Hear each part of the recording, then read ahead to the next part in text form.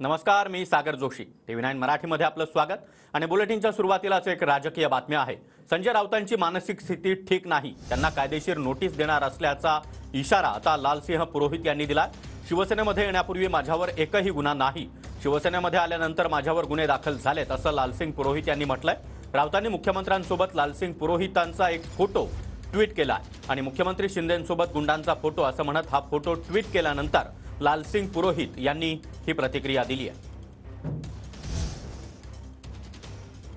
तर संजय राऊतांनी गेल्या काही दिवसांपासून मुख्यमंत्री शिंदे आणि काही गुंडांचे फोटो ट्विट केलेले आहेत आणि त्यावरून शिंदेंवर जोरदार हल्लाबोल देखील केला. आणि आज लालसिंह पुरोहित यांच्यासोबतचा मुख्यमंत्र्यांचा फोटो ट्विट करत संजय राऊतांनी निशाणा साधलाय आणि त्यावरून आता लालसिंह पुरोहित हे चांगलेच आक्रमक बनलेले आहेत.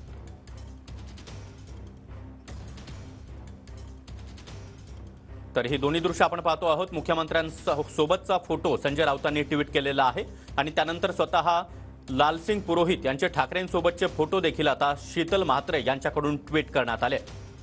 आणि याच संजय राऊतांनी ट्विट केलेल्या फोटोवरून स्वतः लालसिंह पुरोहित यांनी देखील संजय राऊत यांच्यावर जोरदार पलटवार केला.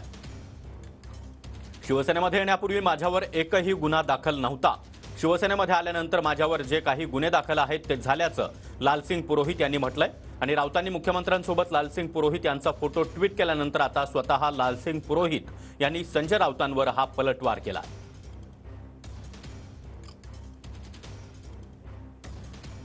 गुंडा नहीं है, सिर्फ वो महागुंडा है लगता है मुझे. छोटे मोटे गुंडे तो उनके पार्टी में ऐसे बैठे हैं. और मैं आज नहीं ट्वीट कर रहा हूँ, 10 दिन से, लगभग 10 दिन हो गए, मैं दर दिन एक इस मुंबई का और पुणे का, ठाणे का, पूरे महाराष्ट्र से उनके पार्टी में शामिल होने वाले खतरनाक गुंडों को मैं लोगों के सामने ला रहा हूँ, खास करके मुख्यमंत्री, उनका बेटा. लेकिन सरकार क्या कर रही है, मुख्यमंत्री क्या कर रहे हैं? संजय राऊत यांनी ट्विट करत अनेक आरोप तुमच्यावर केले आहेत, खंडणी, अपहरण असं सारखा आरोप केले आहेत. तुमची काय प्रतिक्रिया याच्यावर काय सांगता? माझी हीच प्रतिक्रिया आहे की संजय राऊतजींनी मानसिक परिस्थिती आहे ते आता खालवली आहे असं मला वाटतंय.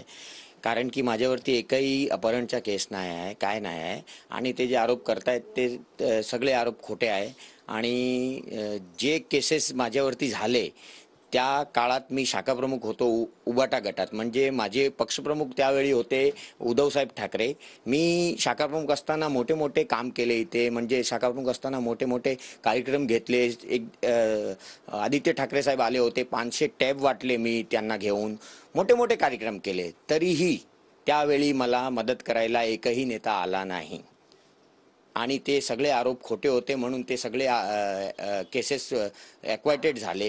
आता तुमच्यावर जे आरोप केले आहेत त्याच्यानंतर तुम्ही काय भूमिका घेणार संजय राऊतच्या विरोधात? काही तुम्ही त्यांना नोटीस वगैरे पाठवणार आहेत का, काही कारवाई करणार? मी लीगल आमचे जे लीगल टीम आहे त्यांना मी माझे हे सगळे काय आहे मी त्यांना वर्क करून काय करायचं ते आम्ही बघू.